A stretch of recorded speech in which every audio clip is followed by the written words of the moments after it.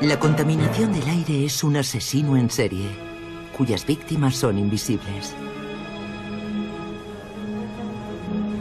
7 millones de muertes prematuras al año, según la Organización Mundial de la Salud.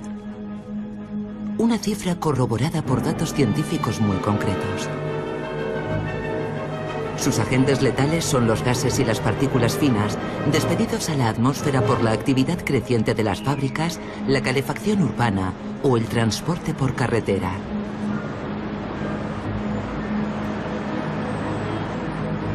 Estas emisiones tóxicas se confunden a menudo con los gases de efecto invernadero, causantes del calentamiento climático, como el CO2, un gas no contaminante.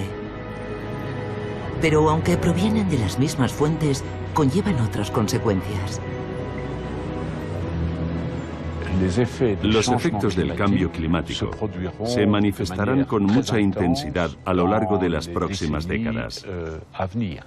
Tenemos tanta información sobre los problemas climáticos que nos hemos olvidado un poco de los problemas de calidad del aire.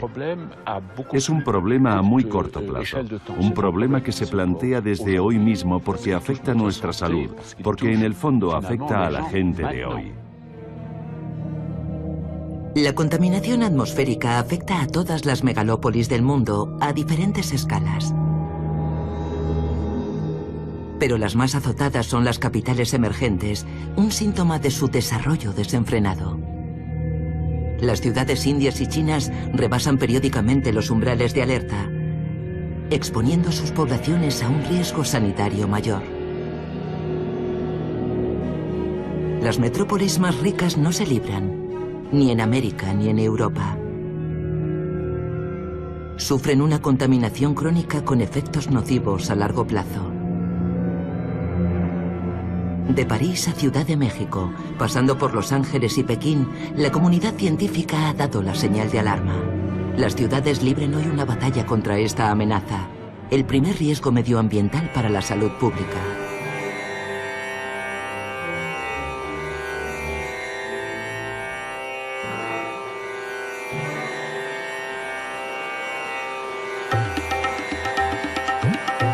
Bienvenidos a Nueva Delhi, la ciudad más contaminada del planeta según la Organización Mundial de la Salud.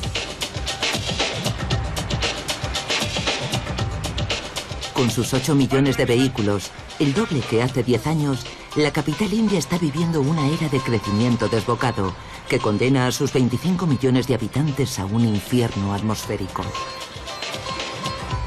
Hay días en los que la concentración de partículas finas en el aire supera 100 veces las recomendaciones sanitarias de la OMS. Micropartículas, pero también dióxido de nitrógeno y ozono. Un cóctel tóxico para los habitantes que pasan horas en sus coches, trabajan en la calle o viven en las aceras. Es una especie de crisis multicontaminante. Se creyó que solo las grandes ciudades tenían un problema de contaminación. Pero ahora estamos viendo cada vez más poblaciones pequeñas de la India alcanzar niveles críticos de contaminación. Los primeros estudios sanitarios nos permiten hacernos una idea de la magnitud de la epidemia. 3 años de esperanza de vida menos en la capital y 1,5 millones de muertos al año en todo el país. Y es que la amenaza se propaga más allá de las ciudades de la India a las regiones más pobres.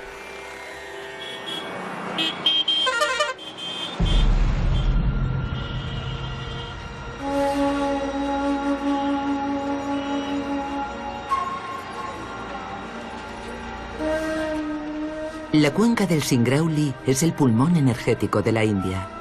Proporciona el 20% de la energía eléctrica del país, explotando las abundantes reservas naturales de carbón.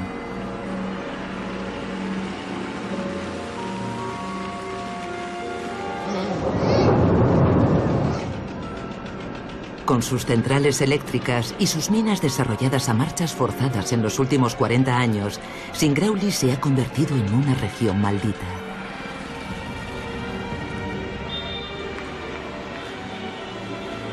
irrespirable para sus habitantes, que viven presos de las emisiones de diversos tipos de polvo y gases tóxicos. En esta región aislada no existe ningún estudio oficial acerca de la magnitud del impacto sobre la salud pública.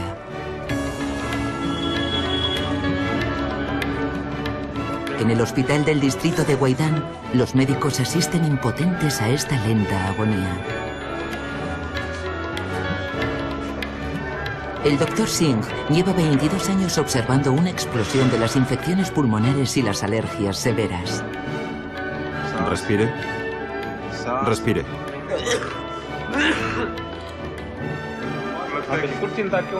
Estoy preocupado. ¿Cómo no voy a estar? Somos pobres, no sabemos cómo tratarlo. Tenemos muchísimo miedo. El médico está indignado por el estado de los pulmones de sus pacientes.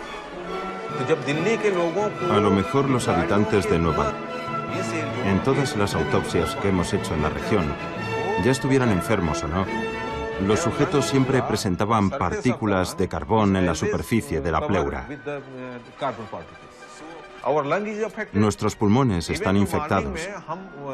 Cuando voy caminando al trabajo por la mañana, las partículas han caído con el rocío, y cuando corro, todas esas partículas se depositan en mis pulmones. En toda la región no hay un solo sitio seguro para caminar o correr.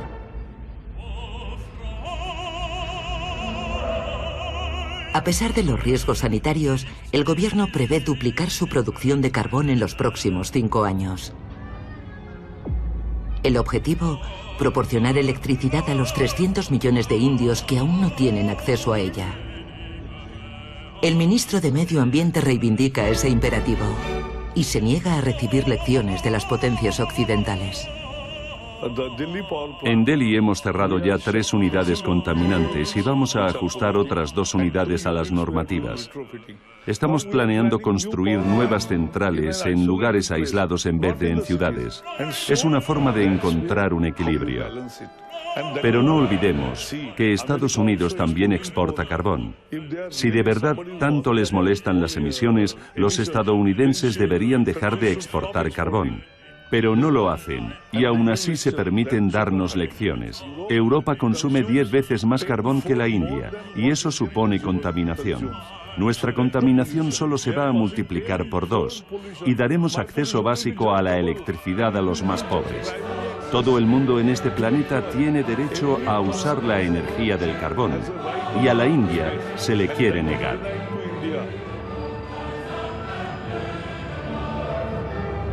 La contaminación que asfixia a los indios es la misma que la de la Europa de los 30 gloriosos, el periodo de rápido crecimiento económico de la posguerra. Hoy el peligro ha retrocedido en el viejo continente, pero la contaminación ha cambiado de naturaleza y al igual que otras capitales, París no ha derrotado la amenaza. Air París prevé también hoy una fuerte concentración de partículas en suspensión que afectará a la mitad norte del país. ¿Nos deja asfixiarnos el estado con esta contaminación? Será la polémica pregunta que nos ocupará durante esta hora y cuarto. Así nos lo recuerdan los intensos picos de contaminación que vive periódicamente la Ciudad de la Luz desde 2013. Sin embargo, estos episodios de alerta medioambiental no son más que la punta del iceberg.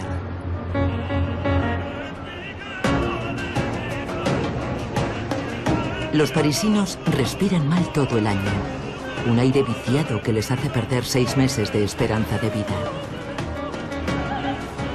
La densidad del tráfico por carretera y la renovación del parque automovilístico diésel han amplificado el fenómeno de unos años a esta parte. Los ingenieros de Air París supervisan esta contaminación crónica. En este concurrido barrio, Karim Leye mide las concentraciones de partículas que los peatones inhalan a diario. Aquí el impacto es manuida. Los vehículos se paran, vuelven a arrancar y aceleran. No hay viento y además estamos al lado de los vehículos. Hasta podemos ver perfectamente el impacto de los peatones al pasar, que vuelven a poner las partículas en suspensión. Aquí vemos cómo suben. El contador enloquece. Hasta 10 veces el umbral fijado por la Unión Europea. Ligados al tráfico, hay dos agentes contaminantes que merecen especial atención. Un gas, el dióxido de nitrógeno, y las llamadas micropartículas, unos polvos microscópicos 100 veces más pequeños que un cabello. Este filtro que ha estado expuesto a la contaminación durante una semana. Y encontramos estas pequeñas partículas que no son filtradas por la nariz, sino que pueden penetrar hasta los alveolos pulmonares. Las partículas finas se clasifican en función de su tamaño. Las PM10, de 10 micrones, y las más pequeñas y aún más dañinas, las PM2,5, de 2 micrones y medio. Para cada una de ellas, la Organización Mundial de la Salud emite unas recomendaciones sanitarias y la Unión Europea impone umbrales de alerta. Además del transporte por carretera, hay otros agentes contaminantes que provienen de aún más lejos. El 50% de la contaminación que respiramos aquí es de origen local y el otro 50% es contaminación procedente del conjunto del área metropolitana de París o polución procedente de otros países de Europa. No hay que olvidar que en la región de París existe una zona agrícola relativamente importante. Durante los picos de contaminación que vivimos en marzo del año pasado, hubo una combinación de contaminación ligada al tráfico y los gases emitidos por la agricultura en la temporada de fumigación que contribuyen a la formación de partículas.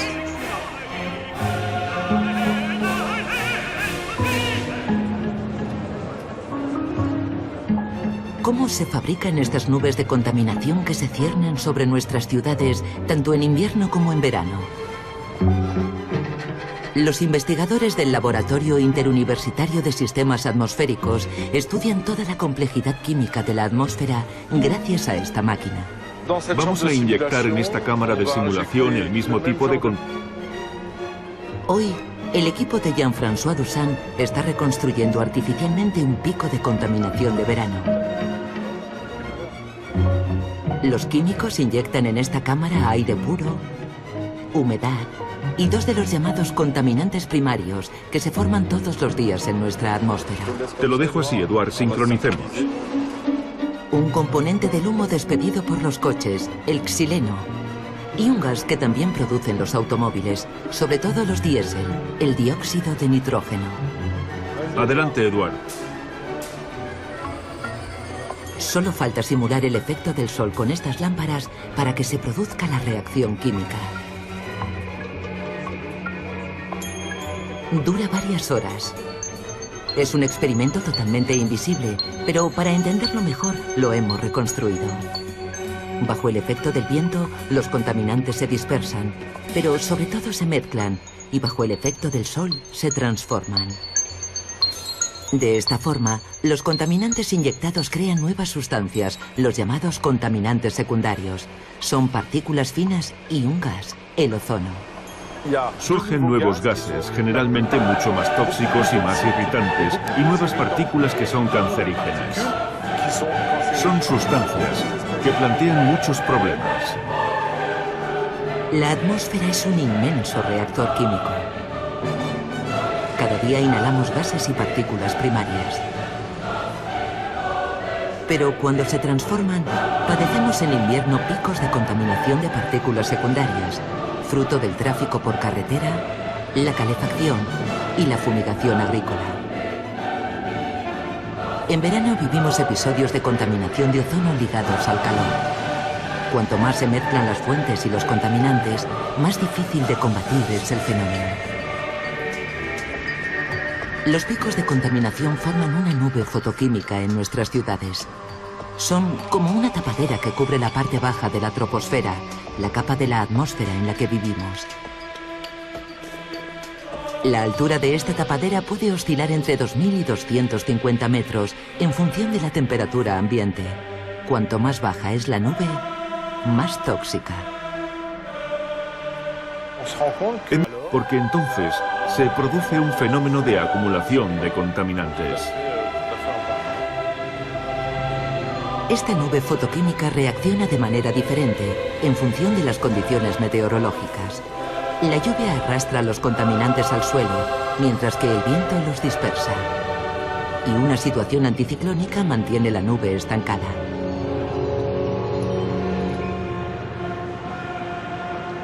De Ciudad de México a Los Ángeles se ha globalizado un neologismo. El smog, mezcla de smog, humo y fog, niebla. ¿Cómo contaminan estos agentes nuestro organismo? De 10 años a esta parte, los investigadores han estado acumulando pruebas. Desde estudios epidemiológicos hasta experimentos con animales, pasando por la investigación más puntera.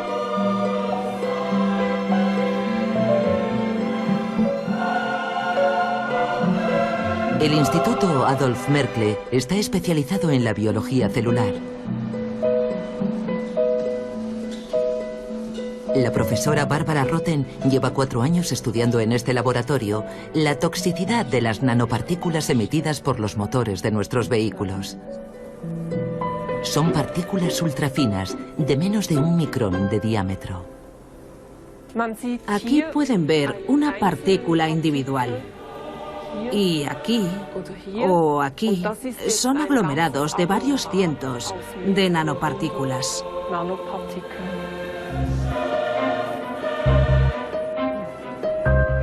Dentro de este racimo de partículas, un cóctel de componentes altamente tóxicos. Estos polvos microscópicos libran una batalla sin cuartel para alcanzar el corazón de nuestro organismo. Las partículas de mayor tamaño, las PM10 de 10 micrones, son bloqueadas en nuestras fosas nasales por los pelos y las mucosidades. Pero las más pequeñas, las PM2,5, son más peligrosas. Su contenido químico se metaboliza más fácilmente y alcanza los pulmones y los alvéolos pulmonares, la zona de intercambio con la circulación sanguínea. Se sospecha que las nanopartículas, aún más finas, de menos de 1 micrón, pueden atravesar las membranas de nuestros vasos sanguíneos para acceder a nuestro corazón y hasta nuestro cerebro. ¿Cuál es el mecanismo por el que estas nanopartículas propagan su potencial tóxico? Para entenderlo, Barbara Rotten ha creado un modelo de pulmón artificial in vitro gracias a un cultivo de células humanas. Concretamente células epiteliales, que tapizan nuestros alvéolos pulmonares y células inmunes con funciones defensivas. En un laboratorio cercano, este modelo de pulmón in vitro es expuesto a los gases emitidos por un motor de gasolina y un motor diésel. El diésel es el que más partículas emite, y los filtros de los motores más recientes dejan escapar las más finas. Tras solo 6 horas de exposición, las células han sufrido daños. Se comparan con unas muestras que no han sido expuestas. Aquí aparecen en color verde fluorescente. Cuando las células se ven expuestas, pueden provocar distintas reacciones celulares. Pueden crear radicales libres que tienen un efecto oxidante. Pueden provocar reacciones inflamatorias o incluso una reacción en el propio núcleo de la célula que podría modificar su ADN, su material genético. La célula no muere propiamente, sino que más bien sufre una división celular descontrolada, una serie de reacciones inflamatorias que a la larga pueden provocar un cáncer. Estos experimentos en laboratorio evidencian los efectos agudos a corto plazo de las partículas diésel. Después de 20 a 30 años de estudios, la Organización Mundial de la Salud ya considera que las partículas de diésel son cancerígenas. Esta conclusión se basa en gran cantidad de experimentos diferentes, realizados con hombres, con animales y con cultivos de células. Cada tipo de trabajo tiene sus limitaciones. Por eso es preciso hacer diferentes estudios a largo y corto plazo para conocer los efectos de las nanopartículas.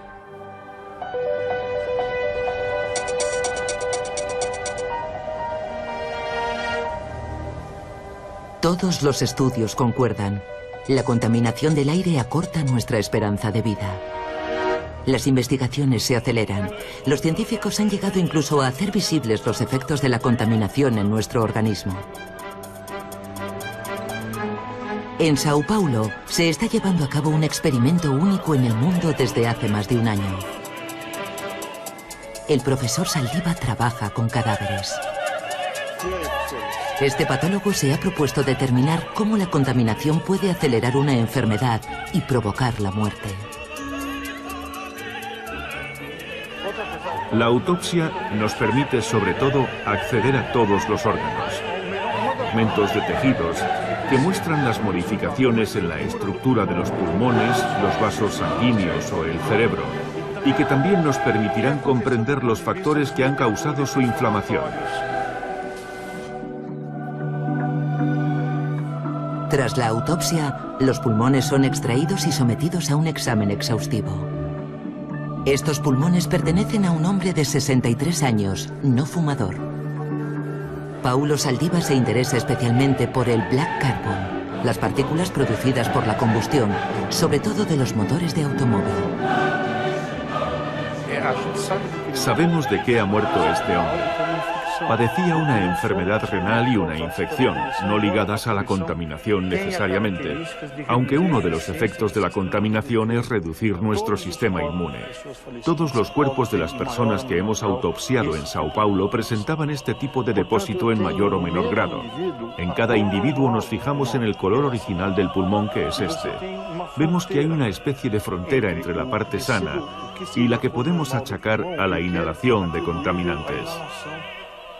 Para un individuo que no fume y que viva en Sao Paulo, lo más probable es que este black carbon provenga de los vehículos. ¿Cómo lo sabemos? Porque cada partícula tiene una firma, una huella digital. Y en Sao Paulo los principales marcadores son el zinc, el manganeso, el aluminio y el hierro. Tratará de identificar esos marcadores gracias a una serie de análisis químicos realizados en los tejidos pulmonares. Explorando más de 2000 cadáveres e investigando el modo de vida y el historial médico de cada persona fallecida. De esta forma, espera que podrá evaluar el impacto de la contaminación sobre un individuo a lo largo de su vida y propiciar una toma de conciencia.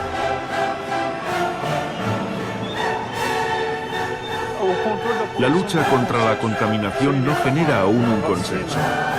Si yo invento una vacuna contra el dengue o el ébola, ¿quién se va a oponer?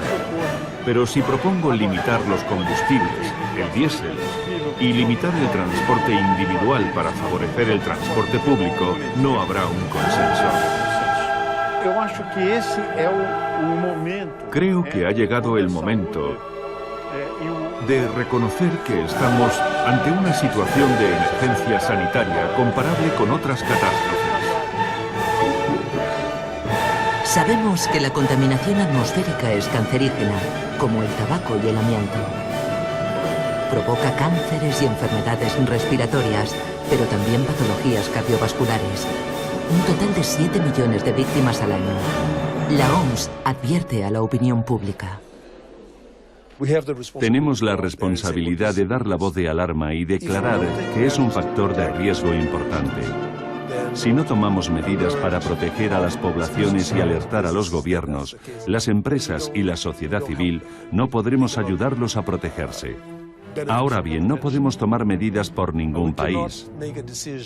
No podemos decirle a nadie, ahora tienes que hacer esto. No disponemos de poder legislativo sobre los demás países, pero sí tenemos un poder de persuasión. Y ser tan cuidadosos con nuestros estudios, nuestras cifras y nuestras recomendaciones es el poder que podemos ejercer.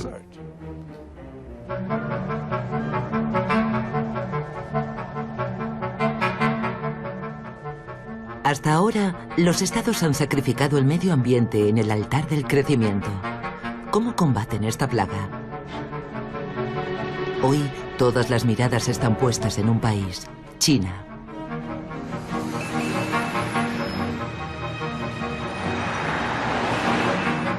Pekín se ha alzado con el título de capital mundial del smog, con sus continuos episodios de alerta medioambiental y su atmósfera bautizada como Herpocalipsis. En Pekín, las tasas de cáncer de pulmón se han disparado más de un 50% en 10 años. Un estudio internacional avalado por la OMS cifra en 1.200.000 las muertes prematuras en el país. Por no hablar del coste económico, abismal, 1.400.000 millones de dólares, según la OCDE. En 2014, Pekín declara la guerra a la contaminación. No le queda más remedio. En 2015, el primer ministro reitera con firmeza esta prioridad. Estamos determinados a reducir la contaminación. Ya hemos acometido un esfuerzo considerable, pero los progresos que hemos realizado no están a la altura de las expectativas de nuestra población. Hemos declarado la guerra al smog. Estamos determinados a proseguir nuestros esfuerzos hasta alcanzar nuestro objetivo. El régimen chino despliega todos sus recursos para vencer este herpocalipsis. El parque automovilístico ha sido revisado y se ha implantado un sistema de transporte alternativo. Alrededor de la capital se han cerrado 200 fábricas. El Estado se ha propuesto castigar financieramente las 15.000 fábricas del país en caso de que rebasen una serie de normativas.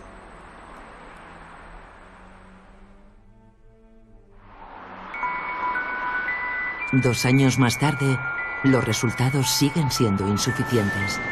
La corrupción y las reticencias de las provincias chinas ralentizan el proceso. Así lo reconoce el profesor Hao Jimin, uno de los científicos más prestigiosos del país. En ciertas regiones hay mucha corrupción. Todavía no se hace lo suficiente para controlar la aplicación de la ley. El gobierno está dispuesto a combatir la corrupción, pero la toma de conciencia es un proceso largo. China se debate entre la determinación y la constatación de su impotencia. ¿Cuánto tiempo le llevará derrotar la contaminación? Mejorar la calidad del aire en China llevará tiempo. Quizá alcancemos la normativa de la OMS en torno a 2050. Francia todavía no ha alcanzado ese objetivo. Estados Unidos tampoco. Alcanzar la normativa en 2050 es dentro de 35 años. Habrá más de una generación de chinos que deberá vivir en un entorno tóxico. ¿Están preparados para eso?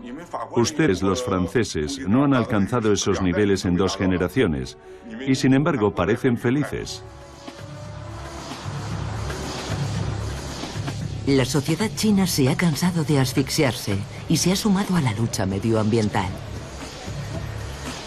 En marzo de 2015, el estreno de un documental marca un punto de inflexión. Lo firma Chai Jin, una conocida periodista que se ha convertido en el mascarón de proa de este combate. Ha organizado pases públicos de fragmentos de su película en las calles de Pekín. En ellos, critica el laxismo de los gobiernos locales y acusa a las empresas de contaminar con total impunidad.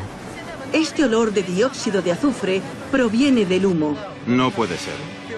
Esta contaminación no está controlada. Están contaminando la atmósfera. ¿Por qué no utilizan filtros? Sí que los utilizamos. Entonces, ¿por qué hay tanto humo? El documental tiene un éxito enorme. Más de 200 millones de visitas en las redes sociales en apenas unos días. Preocupadas por los comentarios de los internautas, las autoridades no tardan en censurarlo. Creo que la difusión de su documental debió de recibir algún tipo de apoyo por parte del régimen. De lo contrario, jamás habría tenido la posibilidad de difundirlo en tantas plataformas. Pero es fácil de comprender por qué.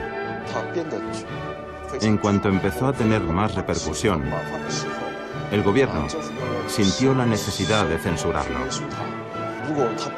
Si al gobierno se le va de las manos, si no ataja esa ola de indignación, los ciudadanos podrán empezar a plantearse una pregunta: ¿quién es el responsable?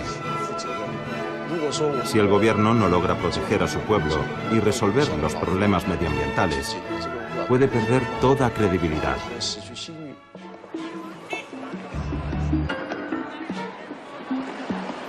No tienen derecho de huelga ni de manifestación. Sin embargo, algunos ciudadanos chinos se organizan clandestinamente por Internet y salen a la calle para exigir el cierre de las fábricas.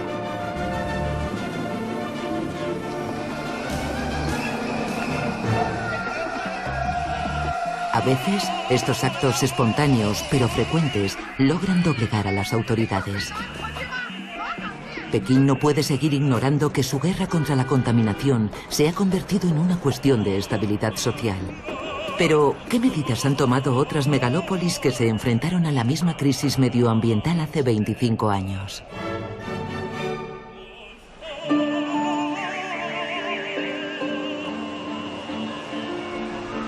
En el continente americano, el ejemplo más emblemático es el de Ciudad de México, que ha sido capaz de encontrar soluciones hasta hace unos años. Como sabrán, Ciudad de México es la ciudad más contaminada del mundo. La situación se ha vuelto tan catastrófica que el gobierno ha tenido que renunciar a abrir los colegios.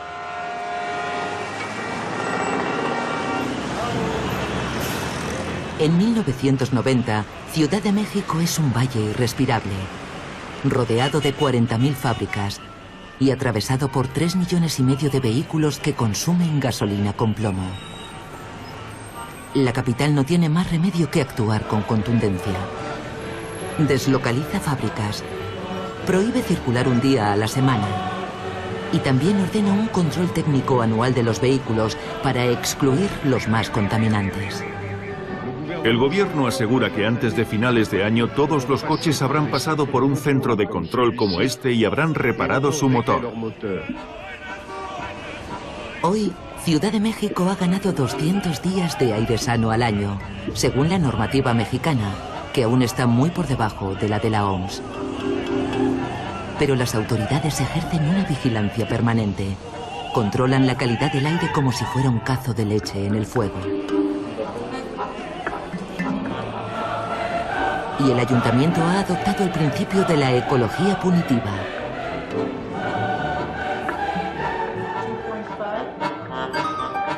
La política pública que hemos implementado en los últimos 20 años han permitido tener una tendencia hacia la baja. El gran reto es continuar esa tendencia hacia la baja. ¿Qué tenemos que hacer? Asumir el costo político que muchas veces esas decisiones no populares implican, pero que para eso estamos aquí en estos cargos públicos, para tomar esas decisiones responsables que en el mediano y largo plazo nos beneficien a todos. Pero, tras 25 años de esfuerzos, los mexicanos se han hartado de los sacrificios que se les exigen. Los inconformes con las modificaciones al programa Hoy no circula protagonizaron una riña contra elementos del cuerpo de granaderos del distrito federal. En el verano de 2014, se manifiestan contra la prohibición para los coches de más de 15 años de circular los sábados, castigada con multas de más de 200 euros. Pero sobre todo, el ambicioso plan de Ciudad de México se ve frenado por otra enfermedad que gangrena el país, la corrupción.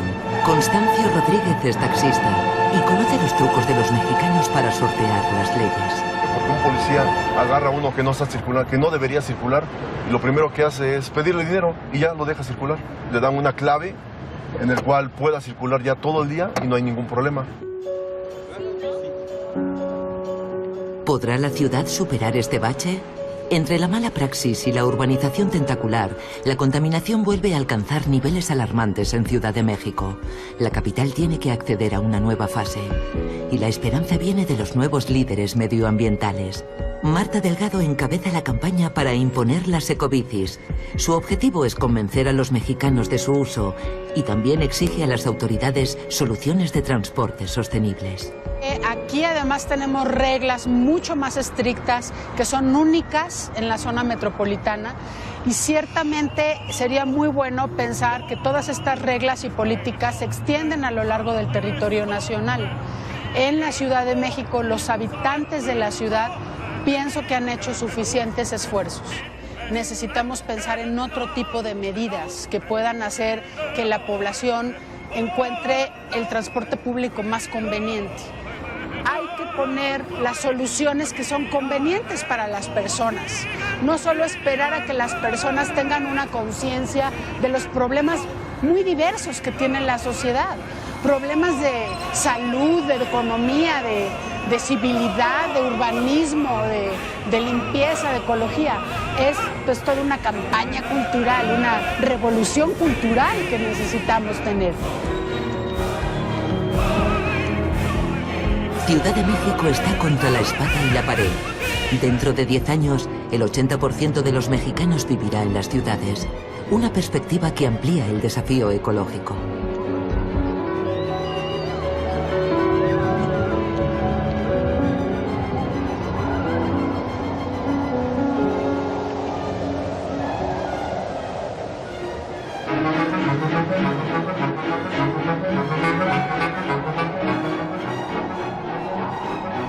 En Europa hay ciudades que llevan años librando la batalla medioambiental.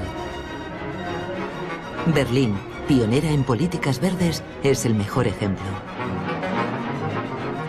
La capital alemana está menos expuesta a la contaminación que otras ciudades europeas, ya que en 2008 logró imponer la creación de una zona medioambiental.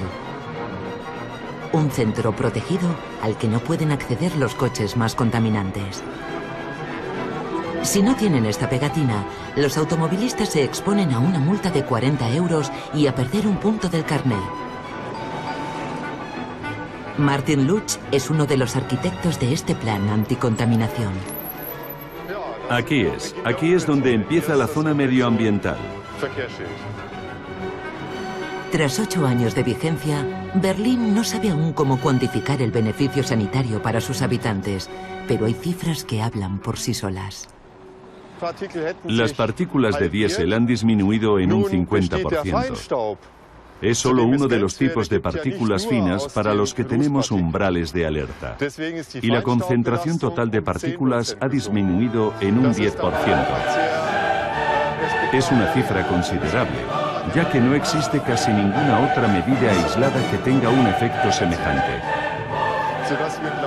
Es decir, que hemos contribuido de forma significativa a proteger la salud de la población urbana.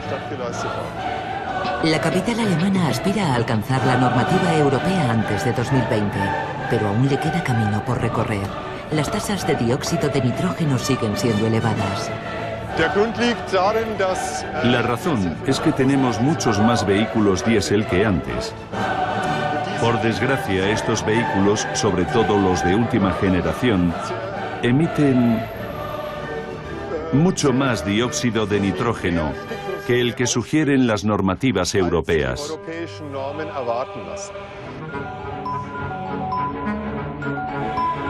Pese a ser una capital muy verde, ni siquiera Berlín ha llegado a prohibir los coches diésel recientes.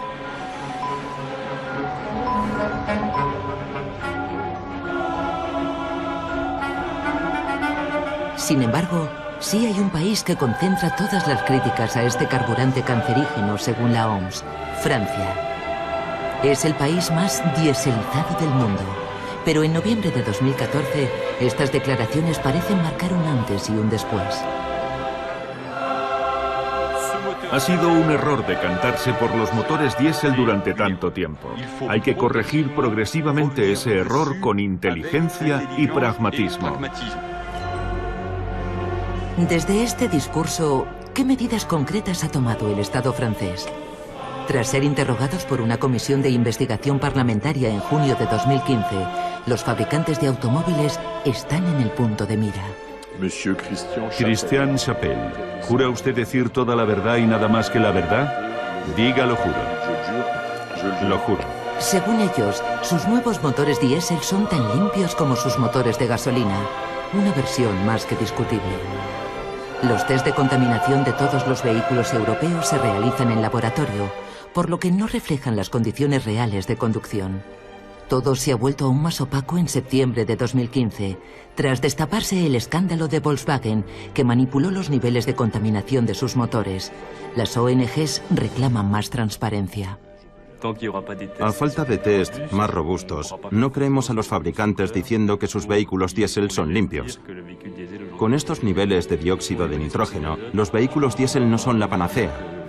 Ha habido varios intentos en ese sentido por parte de laboratorios independientes a nivel internacional. concretamente los servicios de la Comisión Europea con sede en Italia, que muestran que los vehículos Euro 6 diésel, los más recientes, emiten una media de 8 veces más en la realidad que en el ciclo homologado. Ségolène Royal, ¿jura usted decir toda la verdad y nada más que la verdad? Levante la mano derecha y diga lo juro. Lo juro. También comparece la ministra de Ecología, Ségolène Royal, quien confirma públicamente que los diésel siguen siendo contaminantes. Pero de ahí a prohibirlos hay mucho trecho. Gracias, señora ministra. Señora ministra, no ha contestado a mi pregunta sobre los motores diésel. ¿Sobre la prohibición de los motores diésel? Dos cosas. A día de hoy no podemos prohibir los motores diésel de la noche a la mañana, puesto que año tras año hemos estado animando a la gente a comprar vehículos diésel. Así que debemos ser sensatos, pragmáticos y estudiar la realidad de los hechos. En segundo lugar, tenemos que saber lo que queremos. Podemos decir que, efectivamente, hay 40.000 muertes prematuras debidas a la contaminación, pero entonces hay que tomar medidas mucho más radicales. ¿Cómo puede ser que haya autobuses diésel en París y que haya taxis diésel en París? ¿Nos dicen que hay entre 20.000 y 40.000 muertes prematuras? Pues se acabó. Decretamos que a partir de ahora los taxis y los autobuses serán eléctricos. ¿Por qué va todo tan lento? Así que todos somos corresponsables de la situación. A mí me parece bien la ideología antidiésel, y es cierto que el diésel es contaminante. Pero, al mismo tiempo, no basta con proclamarlo, hay que tomar medidas. La ministra achaca la responsabilidad a las ciudades. Sin embargo, es el Estado francés el que ha de responder ante Bruselas por no respetar las tasas límite de calidad del aire. París intenta dar ejemplo tomando la iniciativa. La alcaldesa se compromete a liberar la ciudad de todos los vehículos contaminantes antes de 2020. ¿Quién está a favor? ¿Quién está en contra? ¿Alguna abstención? Muy bien, pues sí, esto se merece un aplauso. A partir del 1 de julio de 2016, el centro de París será una zona de circulación reducida, siguiendo el ejemplo de Berlín. Los vehículos anteriores a 1997 quedarán prohibidos, mientras que se incentivará a los parisinos a que utilicen sistemas de coche compartido. Pero, al igual que en Berlín, de momento no se habla de excluir los nuevos diésel. No quiero más diésel en París. Hasta el diésel de nueva generación es peligroso. Es una tecnología del pasado que consume energías fósiles. Hay que pasar a otra cosa, pero al mismo tiempo soy pragmática. Quiero que encontremos soluciones alternativas y que podamos acelerar la transformación de nuestro parque automovilístico, empezando por los vehículos más antiguos, para reemplazarlos por vehículos limpios o eléctricos, o incluso ningún vehículo, puesto que es perfectamente posible desplazarse dentro de la ciudad sin poseer un vehículo privado. Y yo estoy haciendo todo lo que puedo para que la ciudad esté a la altura del desafío y a la vanguardia de esta revolución eléctrica.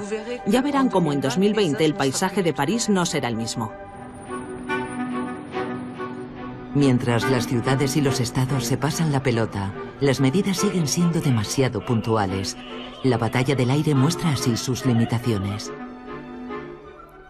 Según los investigadores, hay una dimensión del fenómeno que ha sido totalmente infravalorada por los políticos. Y es el hecho de que la contaminación atmosférica no tiene fronteras.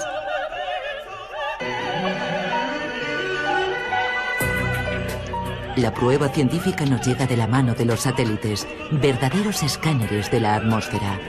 Miden varias veces al día el transporte de penachos de gas y partículas por todo el planeta. Los contaminantes se exportan de un país a otro. En Europa, por ejemplo, Francia puede recibir una parte de la contaminación alemana, que a su vez procede de Polonia, y viceversa, dependiendo de las corrientes aéreas y la intensidad de los episodios. En Asia, el smog de Pekín sobrevuela Japón. Pero a mayor escala, la nube negra china puede desplazarse a una velocidad vertiginosa. Impulsada por el viento, puede atravesar el Océano Pacífico y alcanzar el continente americano en cuestión de 3 a 5 días.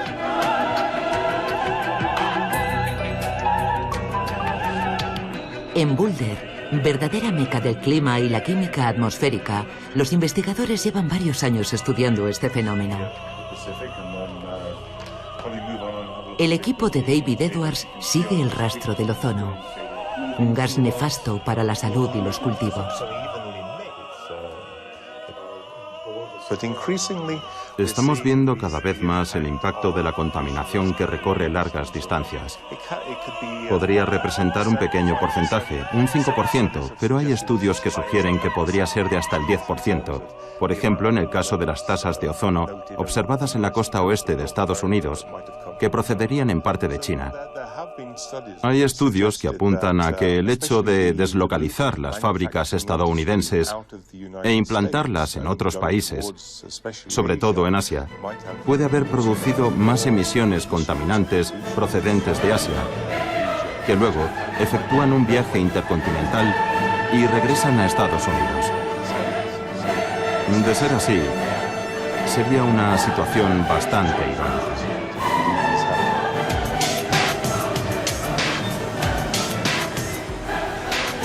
Ironías del destino para California, que tanto empeño ha puesto en convertirse en uno de los estados más limpios de Estados Unidos. California aplica al pie de la letra la Ley de Aire Limpio, la ley sobre calidad del aire más restrictiva del mundo.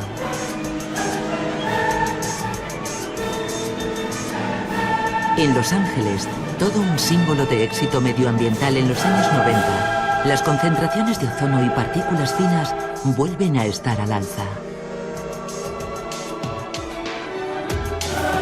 En el Valle de San Joaquín, en el centro de California, la nube china ha levantado ampollas. La región supera los umbrales reglamentarios y se niega a pagar las multas por una contaminación que asegura no producir. Para la jefa de la Agencia Gubernamental de Calidad del Aire, es un pretexto falaz. No estoy diciendo que debamos ignorar este fenómeno, pero a veces me preocupa que algunos industriales o que algunas autoridades locales puedan decir, bueno, ¿qué le vamos a hacer? No es culpa nuestra. Todo es culpa de China, así que podemos ignorar la contaminación que estamos creando nosotros aquí. No sería cierto legalmente, y tampoco sería cierto científicamente. Todo el mundo debe poner de su parte. No hay un solo malo de la película en este asunto.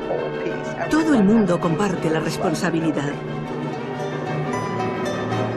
Una contaminación atmosférica sin fronteras y sin policía internacional.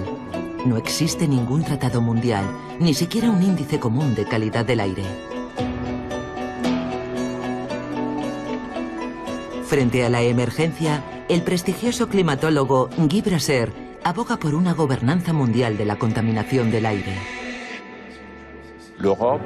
Europa y Estados Unidos ya abordaron en su momento el problema de la contaminación y de la calidad del aire, y ahora tienden un poco a considerar que no es su problema, que es el problema de China, de la India y quizá de África el día de mañana.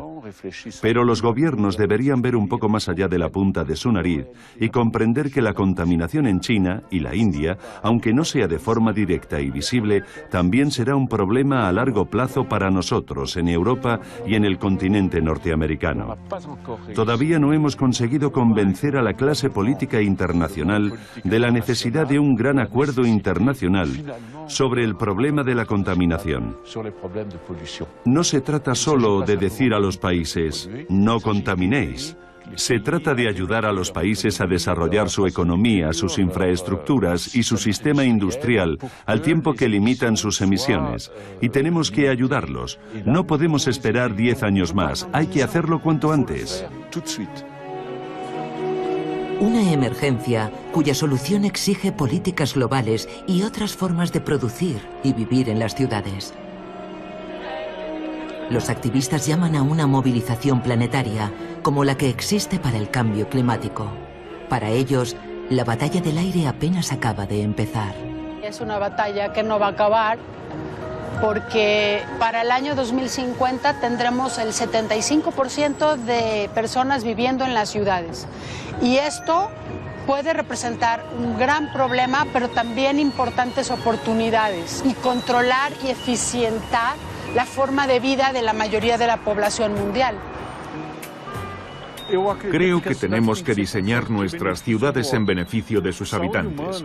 La salud pública y la calidad de vida deberían ser elementos clave en las políticas en el entorno urbano. Necesitamos ciudadanos concienciados y necesitamos políticos con voluntad de tomar medidas. Pero lo cierto es que soy optimista, porque creo que una vez la ciudadanía entienda la magnitud de este problema, tenderá a apasionarse por él.